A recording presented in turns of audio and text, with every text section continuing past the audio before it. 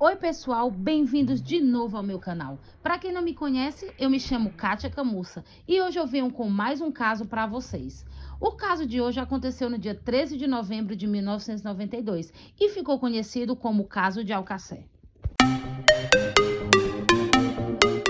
Hoje eu vou tentar contar para vocês esse caso que é bem complexo, porque existe a história que eu vou contar para vocês que é considerada a versão oficial do caso. E também tem outra versão que investiga o caso mais em profundidade, que menciona haver gente poderosa e influente por trás de tudo que aconteceu. Miriam, Tony e Desirê, 3 adolescentes de 14 anos de idade. Elas residiam no município valenciano de Alcácer, Espanha. Desapareceram na noite dessa sexta-feira, dia 13 de novembro de 1992, quando se dirigiam a uma discoteca na localidade de Picassent. Ali se celebrava uma festa de instituto, anualmente. As 3 amigas se dirigiam à casa de uma outra amiga delas que se chamava Esté. Estiveram com a amiga aí toda a tarde. Esté também iria acompanhar as amigas à discoteca aquele dia, mas justamente esse dia Esté não se sentia bem e decidiu não ir, para sua grande sorte. Miriam, Tony e Desirê se dirigem à discoteca. De caminho resolvem fazer auto-stop. Pessoal, auto-stop é um perigo, um perigo enorme. Você, adolescente, você, maior de idade, seja como seja, nunca optem, nunca, por fazer auto-stop. É entrar no carro de uma pessoa desconhecida que você não conhece, ali você tá arriscando a sua vida assim de uma maneira inexplicável.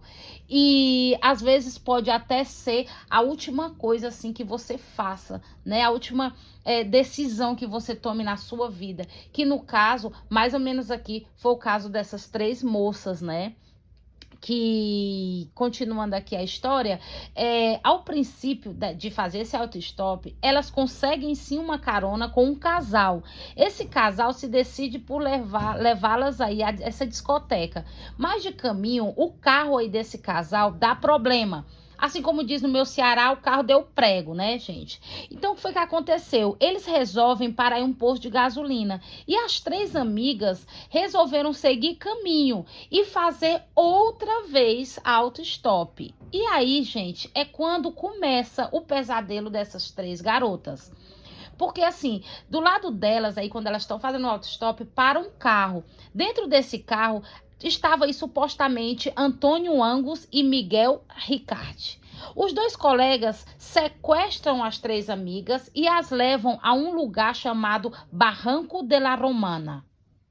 Em uma casa abandonada, eles violam e torturam as 3 amigas várias vezes. E depois de todo o ato, eles amarram as 3 adolescentes e vão em busca de algo para comer, assim como se mais. Vão à cafeteria comer, né? Depois de estar satisfeitos, eles voltam outra vez para seguir torturando as 3 amigas. Depois de um bom tempo torturando e violando as 3 amigas, eles se decidem por se desfazer delas. Então, eles as levam aí a 800 metros mais ou menos de distância da casa onde eles cometeram as atrocidades, para enterrá-las em um buraco. Ali, as 3 adolescentes de 14 e 15 anos de idade, que apenas desejavam se divertir, jovens com uma vida toda por diante, tiveram suas vidas interrompidas com um tiro na cabeça. As 3 jovens foram mortas com um tiro a queima-roupa na cabeça e tiveram morte instantânea. No dia 27 de novembro de 1993, era um dia frio, e 2 homens que tinham aí colmeias, vendiam mel de abelhas, resolveram ir ver se estava tudo bem com suas colmeias e se depararam com um braço com um relógio saindo de um buraco. Avisaram então imediatamente os guardas civis. Ali ficaram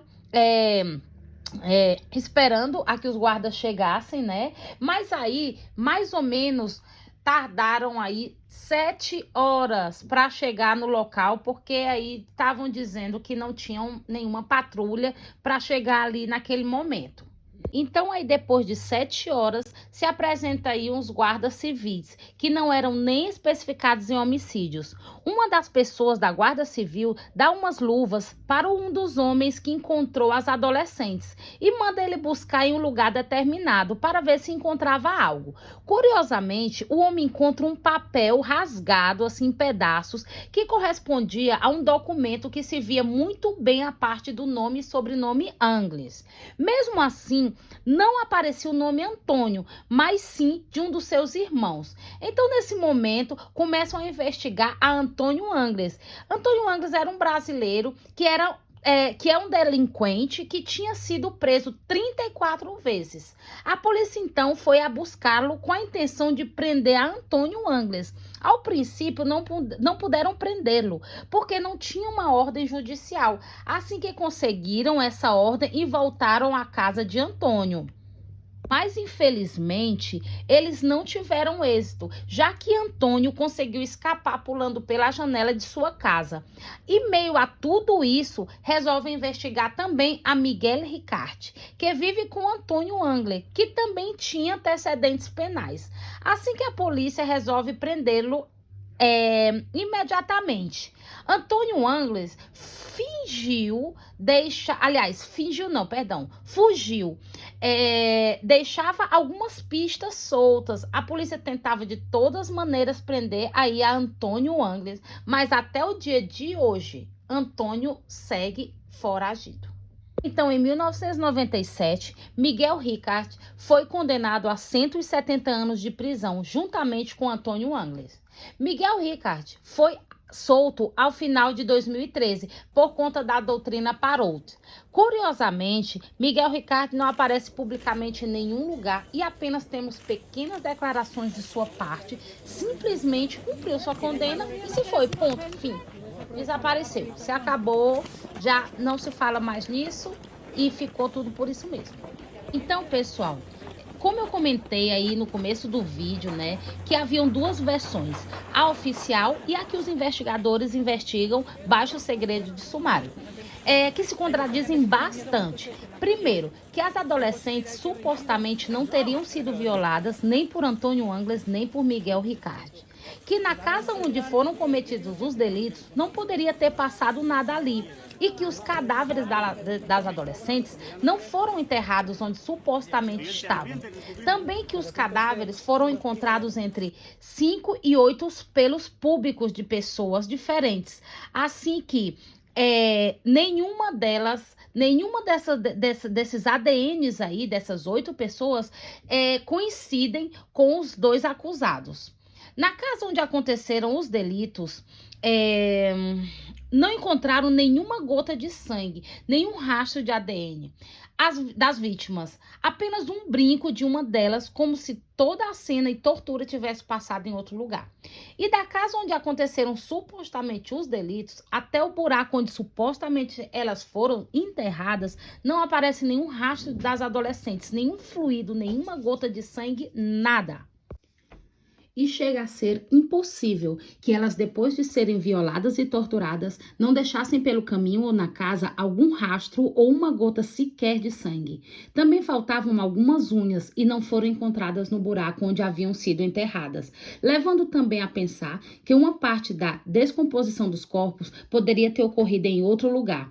Lembrando que os corpos das adolescentes foram encontrados 75 dias depois e nas roupas e no sapato das adolescentes tinha barro, querendo supor que elas estiveram em algum lugar com terra molhada. E no lugar onde elas foram encontradas havia um mês que não chovia. E entre outras controvérsias, junto com os cadáveres das adolescentes, foram encontrados outros ossos que não eram de nenhuma das 3 adolescentes, que nos deixa a pensar que ou elas estavam enterradas com outro cadáver e depois levaram elas aonde foram encontradas, ou onde foram enterradas já haviam ossos de outro ou outros cadáveres ali. Agora vamos falar dos testemunhos.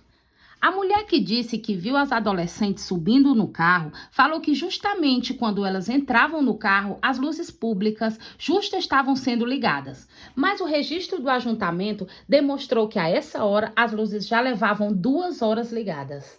E quando prendem a Miguel Ricardi, ele fala que no dia do crime ele estava preso. Os guardas civis confirmam o álibi dele, mas mesmo assim os investigadores não se conformaram e foram até a penitenciária. E ali afirmaram que se confundiam, né? Que se haviam confundido. E que em realidade Miguel não estava na penitenciária no dia dos assassinatos. Isso, galera, é assim, no mínimo, muito estranho. No mínimo, muito estranho. Bom, também no dia dos fatos, eles deixaram as adolescentes amarradas depois de torturá-las. Não sei se vocês se lembram que eu falo lá no começo que eles torturam as moças, né? E depois disso, eles vão até uma cafeteria comer algo e depois é quando eles retornam para seguir torturando elas, né? Só que assim, não há aí, no bar, né? No bar não há nenhum registro de que eles estiveram nesse bar nesse dia. O bar se chama Parador e ninguém viu eles por lá. Assim que eles falaram que tiveram ali, mas que em realidade ninguém chegou a ver eles ali em nenhum momento daquele dia. Então, depois de tantos contras e pós, não sabemos em realidade o que aconteceu. Antônio Angles até hoje nunca foi encontrado, não se sabe se ele vive ou não. Tudo até hoje é uma incógnita. A única verdade segura é que a família dessas três adolescentes, depois desse 13 de novembro de 1992, nunca mais voltaram a ser os mesmos. E é isso, pessoal. Se vocês gostaram, deixa aí um like, se inscreve no canal, dá um joinha, aperta aí o sininho para que o YouTube entenda que vocês estão interessados no conteúdo e possa voltar aí a ver os vídeos, né? Que aqui, daqui uns 2 dias, tem outro vídeo para vocês, tá? Obrigadão, pessoal, e até a próxima. Fui!